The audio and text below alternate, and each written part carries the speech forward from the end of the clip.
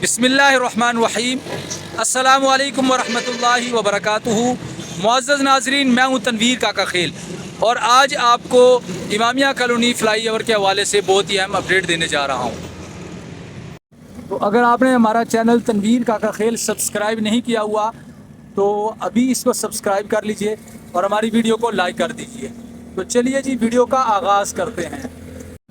तो इस वक्त मैं मौजूद हूँ जी गुजरांवाला से लाहौर की तरफ जाने वाले रोड पर, और आप ये देख सकते हैं जी, ये वही रोड है जो कि चंद दिन कबल मुकम्मल तौर पर टूट फूट का शिकार था, बल्कि इसको हुकूमत की जानिब से ही तोड़ा गया था और दोबारा से इसको जो है वो बनाया गया है और अभी इस पे जो है असफाल्ट हो चुकी है और ट्रैफिक के लिए ये बिल्कुल मौजू है। ट्रैफिक इस पे रवां दवां है और बड़ी ही सहूलत के साथ यहाँ से भी ट्रैफिक गुजरती है, क्योंकि यहाँ पर काफ़ी जो है वो घड़े पड़े हुए थे रोड पर।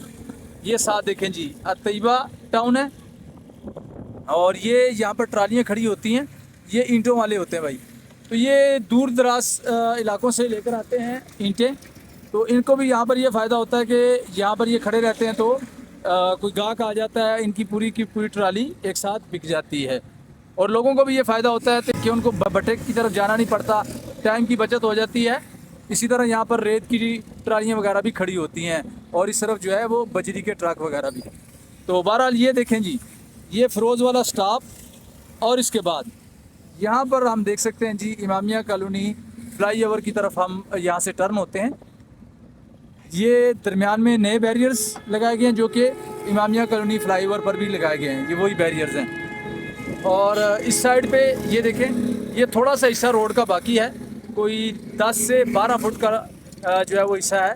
इसको जो है अभी पहले आप ये देख सकते हैं कि यहाँ से जो है वो फालतू मिट्टी निकाली जा रही है और मिट्टी निकालने के बाद ये साथ ही जो है वो ड्रेन का काम भी जारी है, क्योंकि ये जो मिट्टी निकल रही है ये ड्रेन वाले हिस्से से निकल रही है ना जी, यहाँ पर ड्रेन बनेगी। और फिर ये जो रोड है, इस रोड पर भी काम होगा साथ ही, क्योंकि ये रोड भी पुख्ता बनेगा।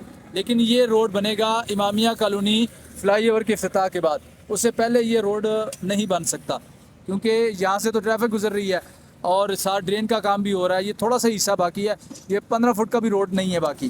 तो अगर यहाँ पर भी काम शुरू हो जाए तो फिर ट्रैफिक कहाँ से गुजरेगी, इसलिए यहाँ पर फ़िलहाल ये रोड नहीं बनेगा। रोड उस वक्त बनेगा जब फ्लाई ओवर चल जाएगा तो। और इस साइड पे ये देखें जी, ये ड्रेन वर्क जारी है और ड्रेन के लिए जो है ये यहाँ पर पहले खुदाई की जा रही है। खुदाई करने के बाद फिर इसमें जो है शटरिंग होती है और शटरिंग के बाद फिर इसकी जो है वो दीवारें बनाई जाती हैं। फिर दीवारों के मुकम्मल होने के बाद जो है छत के लिए इसकी यानी छत के लिए जो है वो शटरिंग की जाती है और फिर उसकी छत की कंक्रीट होती है। ये सूरत हाल होती है जी। और इमामिया कॉलोनी फ्लाई ओवर की सूरत हाल आपके सामने है जी। फ्लाई ओवर तो चूँकि आपको पता है कि काम रुका हुआ है, इसलिए फ्लाई ओवर पे कोई नई ताज़ा बात नहीं है। हम आगे चलते हैं जी और रैंप से जाकर आपको दिखाते हैं कि काम की क्या सूरत हाल है। दूसरी साइड वाले रैंप की, इस साइड पे तो सेम चीज़ है। और बरकटोन नाले की भी सूरत हाल देखते हैं कि बरकटोन नाले पर क्या काम हुआ है। ये देख लें जी, ये सारी जो खुदाई हुई आपको नज़र आ रही है, ये ड्रेन के लिए। तो ये खुदाई हो रही है, खुदाई होने के बाद इसमें जो है सरिया डाला जा रहा है। ये जिस जगह पे खुदाई हो चुकी है मुकम्मल, वहाँ पे साथ साथ सरिया डाला जा रहा है जी।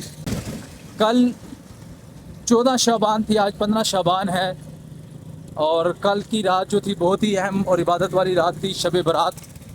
तो कल मैं वीडियो नहीं बना सका, कल मैंने जो है आपसे मुखातिब भी होना था, शब बारात के हवाले से भी गुफ्तगू करनी थी, लेकिन कल समझ लें कि बल्कि कल का जो दिन शुरू हो रहा है उस वक़्त से ही अल्हम्दुलिल्लाह मैं जो है वो मसरूफ़ था और निकाह में, ठीक है, कुछ शादियां थी और उसमें जो है मैंने उन तमाम शादियों में मैंने निकाह पढ़ाने थे, तो इसलिए मैं मसरूफ़ था। तो जो पहला निकाह था वो मैं पढ़ाने के लिए गया था जनाब हफ्ते वाले दिन, और मैं इतवार वाले दिन वापस आया। आप कहेंगे वो कैसे? तो भाई बात यह है कि हफ्ते वाले दिन लेट नाइट निकाह था, घर के पास ही था। तो जब मैं पढ़ा कर वापस आया निकाह, तो उस वक़्त जो है निकाह पढ़ाते वक्त तकरीबन जो है वो 12 बजे से ऊपर का टाइम हो चुका था। मैं जब घर पहुंचा तो रात का 12:45 हो गया था, तो इतवार शुरू हो चुका था। और दूसरा निकाह जो मैंने पढ़ाया जनाब وہ کل پڑھایا میں نے عصر کے وقت میں کل گیا تھا پڑھانے کے لیے. مغرب کے بعد اس سے فارغ ہوا. پھر اس کے بعد عشاء کے بعد ایک نکاح پڑھایا. اور پھر عشاء کے بعد جب اس نکاح سے فارغ ہوا تو لیٹ نائٹ تقریباً کل بھی 12 بجے کے بعد ہی میں گھر پہنچا. 2 نکاح میں نے 10 بجے کے بعد پڑھائے. الحمدللہ نحمده ونستعینه ونستغفره ونؤمن به ونتوکل علیہ ونعوذ باللہ من شرور انفسنا ومن سیئات اعمالنا من یهده اللہ فلا مضل له ومن یضلل فلا ہادی له. تو کل الحمدللہ 5 نکاح میں نے پڑھائے ہیں جی. اتوار والے دن میں آپ کہہ سکتے ہیں, جن میں سے ایک نکاح تو سمجھے کہ ہفتے والے دن میں گیا تھا پڑھانے کے لیے, لیکن اتوار والے دن واپس آیا پڑھا کر, اور 1:45 بجے میں بھائی گھر پہنچا تھا. تو یہ جو ہے نا, آپ جو بھی کام کرتے ہیں اس کام میں بھرپور لگن کے ساتھ, پیار محبت کے ساتھ آپ اس کام کو کریں تو اللہ آپ کو اس میں کامیابی دے گا. تو یہ کل جو میں نے پڑھائے نا سارے الحمدللہ میرا 10-15 سال کا 20 سال کا ان کے ساتھ تعلق ہے. کچھ ان میں میرے شاگرد بھی تھے, لیکن یہ ہے کہ میری یہ عادت ہے کہ نکاح کے حوالے سے میں جب جاتا ہوں تو میں اپنے آپ کو تمام کاموں سے فری کر کے جاتا ہوں. اور یہ نہیں ہوتا کہ میں کہتا ہوں جی میں نے جانا ہے نکاح پڑھا کے آ جانا. نہیں, اگر وہاں ٹائم بھی لگتا ہے تو میں فل اپنے آپ کو اس کے لیے تیار کر کے جاتا ہوں, آرام اور سکون کے ساتھ. ٹھیک ہے, یہ چیز ہوتی ہے. اور میں جب کہیں نکاح پڑھانے کے لیے جاتا ہوں, خاص طور پر وہ لوگ جن کے ساتھ تعلق ہوتا ہے پہلے سے, تو وہاں پر ان کو یہ پتہ ہوتا ہے کہ یہ اس طرح کی قاری صاحب اس طرح ہیں, ہمارے جیسے ہمارے گھر کے فرد ہوتے ہیں. تو ان کو کسی قسم کے معاملات میں کوئی ٹینشن, کوئی پریشانی نہیں ہوتی. تو آپ دوستوں نے یقیناً کل عبادت کی ہوگی. اللہ پاک آپ سب کی عبادات کو قبول فرمائے. اور آج جن بھائیوں نے روزہ رکھا ہے تو اللہ پاک ان کے روزوں کو قبول فرمائے. یہ دیکھیں بھی, یہ جو ہے نا یہ تارکول میرے خیال میں ملی جا رہی ہے, یہ اس کے بعد یعنی کنکریٹ کے بعد. تو یہ ڈرین کا کام ماشاءاللہ کافی بہتر ہو چکا ہے جی.